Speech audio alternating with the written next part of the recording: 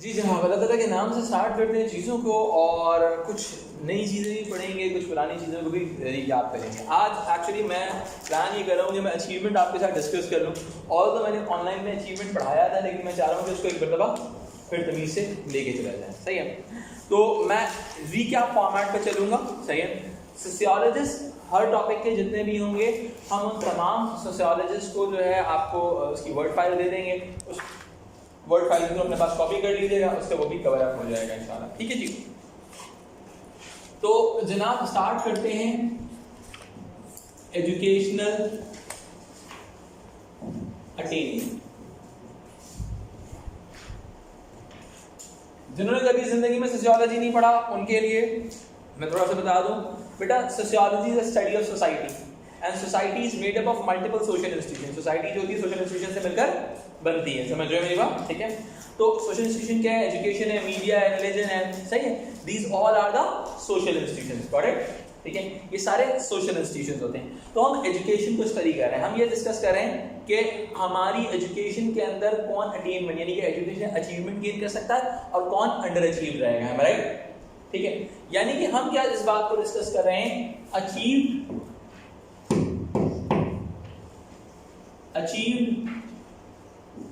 And under achieve. देखिए, इस topic के अंदर ना दो चीजों को अंडरस्टैंड करना बहुत जरूरी है। एक तो बेटा आपका पर्सपेक्टिव वाली साइड है, पर्सपेक्टिव पॉइंट ऑफ व्यूज को कहा जाता है। ठीक है, एक तो पर्सपेक्टिव वाली साइड है जिसमें आपके क्या आ जाता है, फंक्शनलिज्म आ जाता है,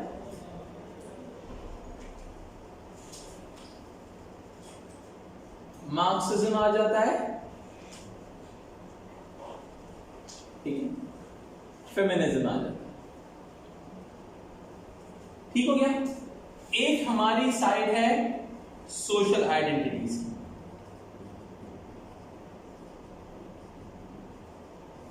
ठीक है, जिसमें आपकी क्लास, जेंडर,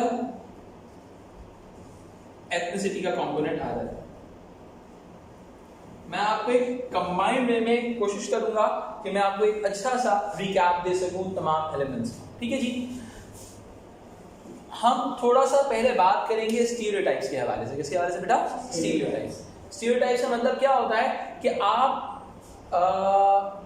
सोसाइटी की जो कन्वेंशनल प्रिंसिपल्स हैं आप उसको फॉलो कर रहे हैं। ठीक है जी, अगर मैं बहुत सिंपल सी बात करूं क्लास के हवाले से, हमारे पास क्लास आइडेंटिटीज क्या हैं? अपर, मिडिल एंड लोअर। ठीक हो गया boss?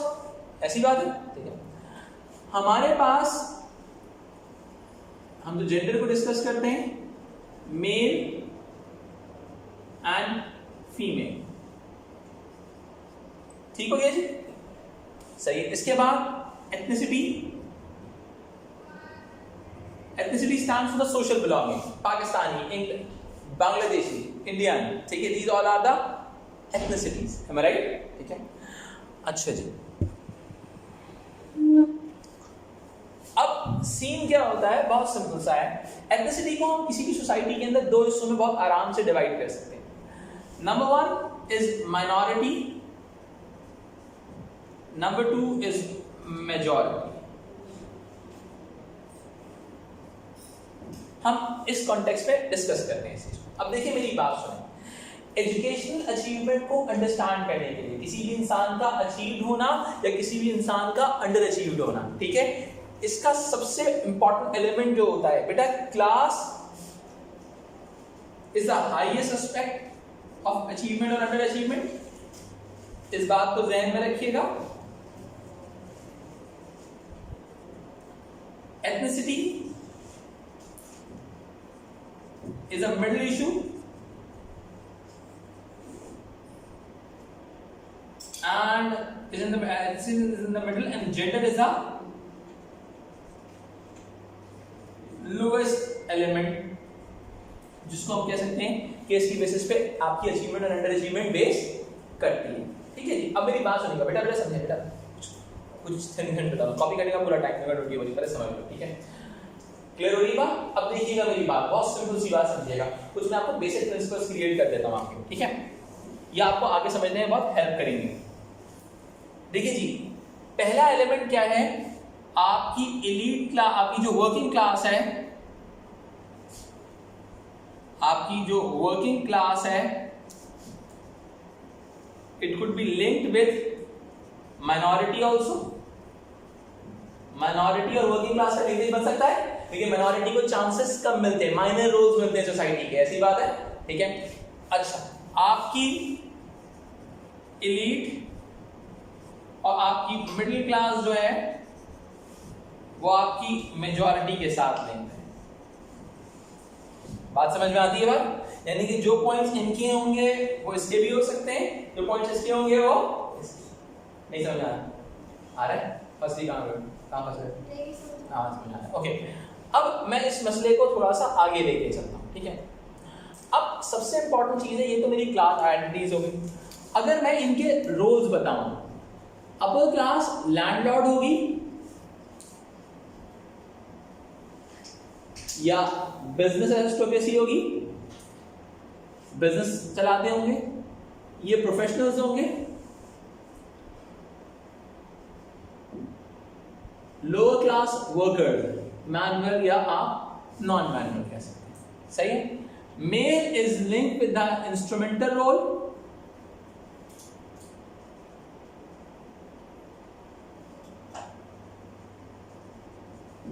Female is linked with the expressive role, ठीक है?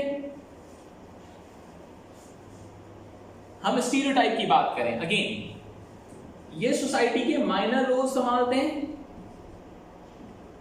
ये सोसाइटी के मेजर रोल संभालते हैं। बात समझ में आई बात? ठीक है।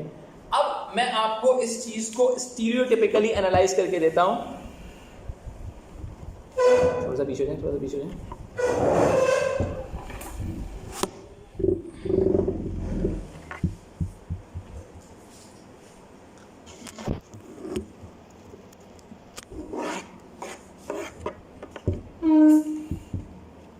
अच्छा जी, अब सिलसिला क्या है, अब समझिएगा, बहुत सिंपल सी, हम स्टीरियोटिपिकली बता रहे हैं। सर आपको क्या लगता है कि अपर और मिडिल क्लास अचीव्ड होगी, अंडर अचीव्ड होगी?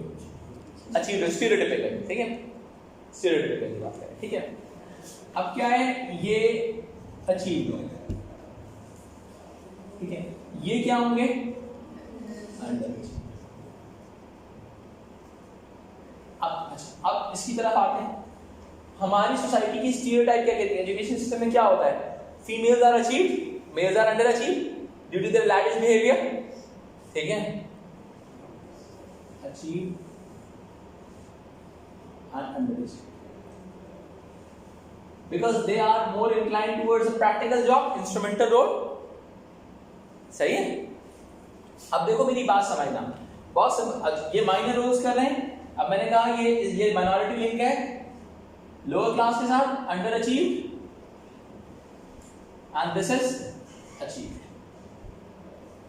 Got it? क्लियर हुई? Now we are moving for the justification, am I right? जब हम जस्टिफिकेशंस की बात करते हैं कि ऐसा क्यों हो रहा है, why they are achieved and why they are not under achieved, ठीक है? तो we need to understand this thing with the perspective, हमें पर्सपेक्टिव के थ्रू अंडरस्टैंड करना पड़ेगा, ठीक है? अच्छा जी, अब आते हैं थोड़ा सा, पहले आया फंक्शनलिस्ट। फंक्शनलिस्ट इस पूरे कॉन्सेप्ट को लिंक करता है कल्चरल कैपिटल के साथ, सही है? कल्चरल कैपिटल के साथ, ठीक है? मार्क्सिस्ट जो है इस पूरे मामले को लिंक करता है किसके साथ? मटीरियल कैपिटल के साथ। आप में से कितने लोग हैं जिनको ये नहीं पता ये मार्क्सिज्म और फंक्शनलिज्म क्या होता है? सिर्फ मुझे बता दें। मुझे पता है कुछ बच्चे, आपको नहीं पता होगा? पता है सर? आपको बिल्कुल भी नहीं है सर। ये दो व्यूज हैं हमारी सोसाइटी के। बेटा आपको समझ में आती है बात? बेटा आपको, एक कहता है सोसाइटी में जो चल रहा है बहुत अच्छे के लिए चल रहा है, और एक कहता है सोसाइटी में सोशल चेंज लाना जरूरी है। ठीक हो गया? सही। अच्छा, तो अब क्या है, मार्क्सिज्म मटीरियल कैपिटल की बात करता है कहता है अच्छा अब ये क्या चीजें होती हैं हम इसको थोड़ा सा डिस्कस करते हैं आगे जाके, ठीक है। अच्छा ये जो है वही चीज फंक्शनलिस्ट जो है इसमें कल्चरल डेप्रिवेशन की बात करेंगे और ये मार्क्सिस्ट जो है वो मटेरियल डेप्रिवेशन की बात करेंगे। ये एक तरह से मैं आपको एक वेब तरह से बना रहा हूं ताकि आपको पता हो कि क्या चीजें किस तरह से होती हैं। देखिए फेमिनिज्म एक्चुअली जेंडर के हवाले से सबसे ज्यादा जो बात की है ना वो बात की है आपके फेमिनिज्म में, ठीक है। एक्चुअल में फेमिनिज्म अपोज करता है सेग्रीगेशन को, किसको करता है? Segregation between male and female, ठीक है। तो इन्होंने कहा gendered curriculum is the reason behind this differentiation. Gendered curriculum, अब ये क्या चीज होती है ये मैं आपसे आगे आगे डिस्कस करता हूं। Gendered curriculum, gendered curriculum stands for what कि male and females are segmentized into different subjects, differentiated subjects. Males are segmented into instrumental related subjects like what? Engineering, business administration, while the females are encouraged towards subjects like home economics which are more linked with expressive role or domestic role. Am I right? Any confusion चले यार? अच्छा जी, अब आते हैं इसके साथ इनकी भी एक्सप्लेनेशन काफी हद तक फंक्शनलिज्म की वही रहती है, कुछ चीजें ऐड ऑन होंगी वो हम डिस्कस करेंगे। वही कल्चरल डेप्रिवेशन,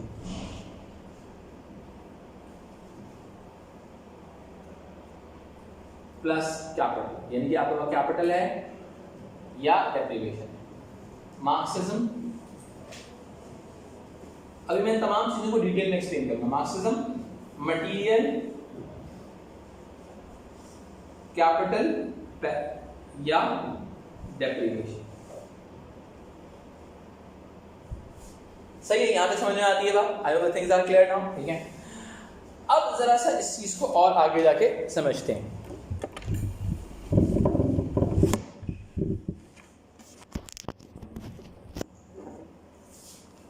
अब इस चीज को और समझते हैं, ठीक है। अब देखिए मेरी बात सुनिए, मैं आपके सामने एक और नया वेब बनाऊंगा। यहां तक समझ आइडिया क्रिएट हो रहा है कि कोई ना कोई रीजन दे रहा है, यानी कि कोई बंदा अचीव्ड है तो एक पर्सपेक्टिव कह रहा है ये इस वजह से अचीव्ड है और दूसरा पर्सपेक्टिव कह रहा है इस तरह से अचीव्ड है। कुछ समझ में आ रहा है नहीं आ रहा? आ रहा है। वैसे कल्चरल कैपिटल ये क्या चीज होती है मैं वही बता रहा हूं। देखिए हमारे पास जो फैक्टर्स होते हैं ना, एक चीज होती है factors outside the school,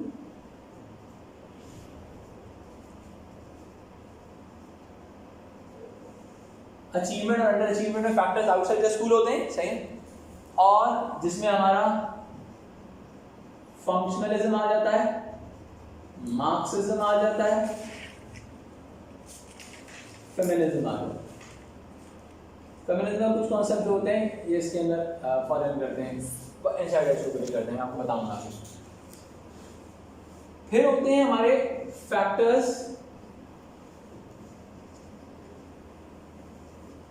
inside the school, ठीक है। ये कौन है? ये इंटरैक्शन है।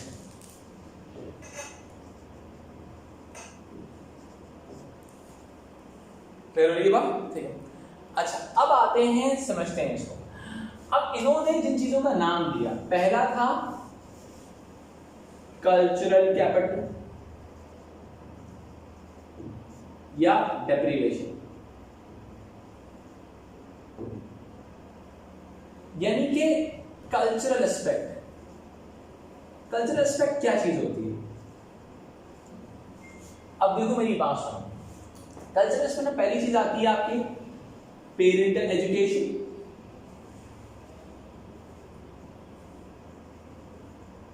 कि अम्मा पापा पढ़े लिखे हैं नहीं है।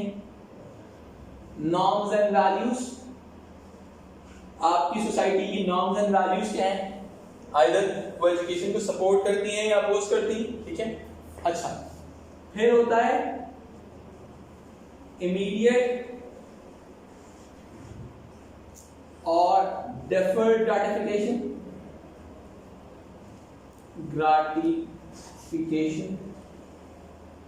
ये immediate और deferred gratification क्या चीज होती है समझते हैं। immediate and deferred gratification का मतलब ये होता है समझते हैं।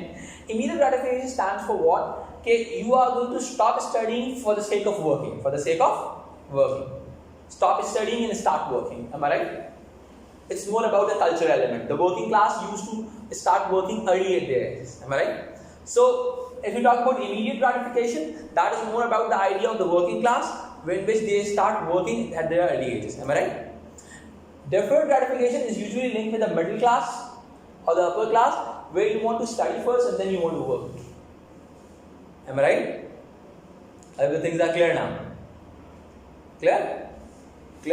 Okay. So immediate or deferred gratification. That's a cultural aspect. Am I right? Another thing is all about what? Language codes.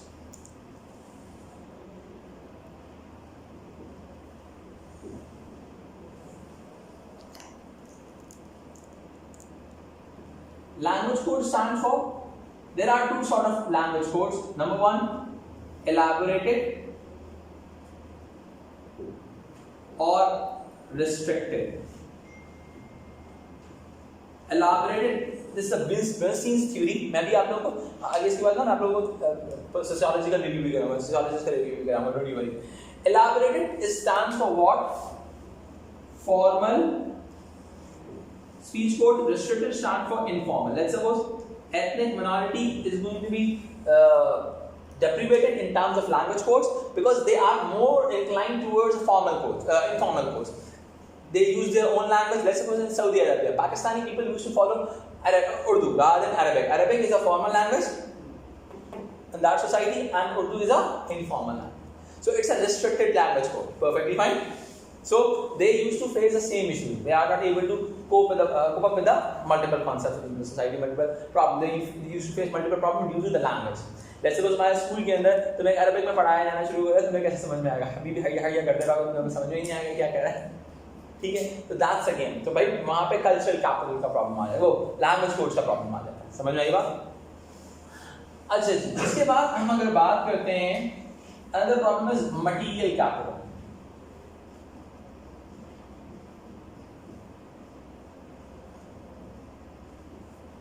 Material capital is linked with the parental income,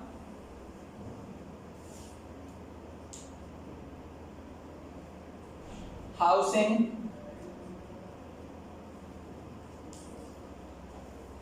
food and nutrition, diet and nutrition, diet related issues कि आपके पास पैसे हैं या नहीं. So it means कि monetary element is linked with the material capital, cultural element is linked with the this element is linked with the Marxism,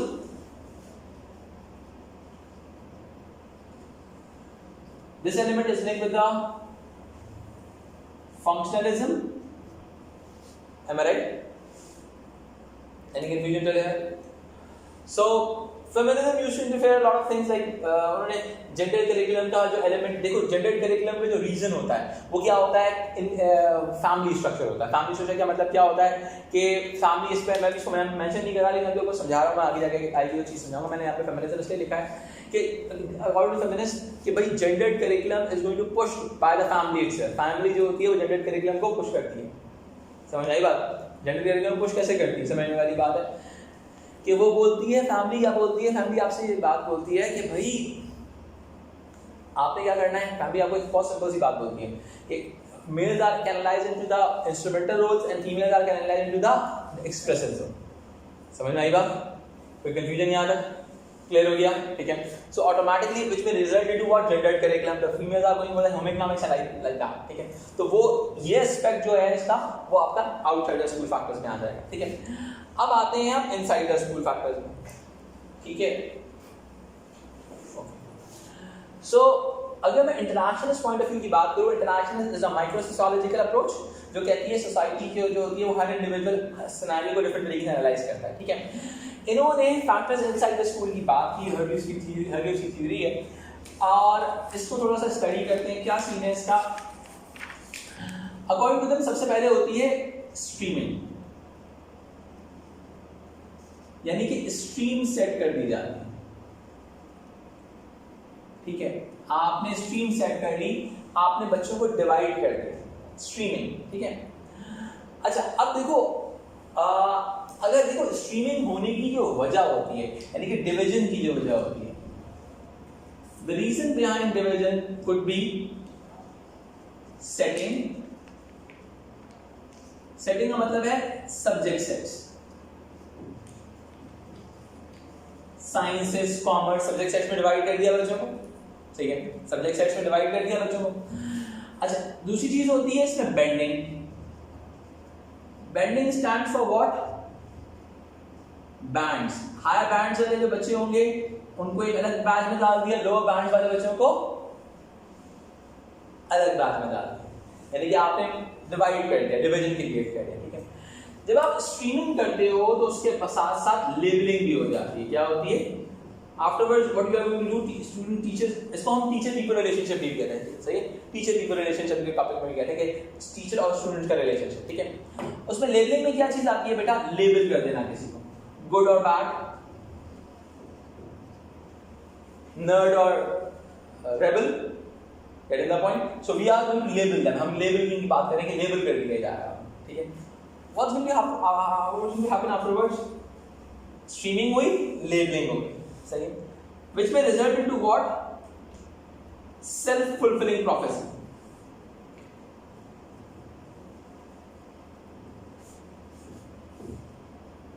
This is what? It's an assumption by the teacher. Teacher assume करना शुरू कर देता है labelling की basis के ऊपर कि this child is a good child, this child is a bad child. Am I right? तो क्या हुआ? लेबलिंग, सेल्फ फुलफिलिंग प्रोफेसी, ठीक है, अजम्पशन की। एक्चुअल में तमाम चीजें एबिलिटी ग्रुपिंग का भी बायस बनती है कि आपके एबिलिटी वाइज बच्चों को ग्रुप्स में डिवाइड कर दिया जाता है, and teacher may have assumption about that कि भाई ये this is a nerd group and this is a rebel group. Am I right? Any confusion चलेगा? So automatically we are able to analyze this thing कि हमारे पास factors inside the school में क्या चीजें आती हैं और factors outside the school में क्या चीजें। इसके सोशियोलॉजिस्ट को हम थोड़ा सा आगे करते हैं, ये पहले आप कॉपी कर लीजिए।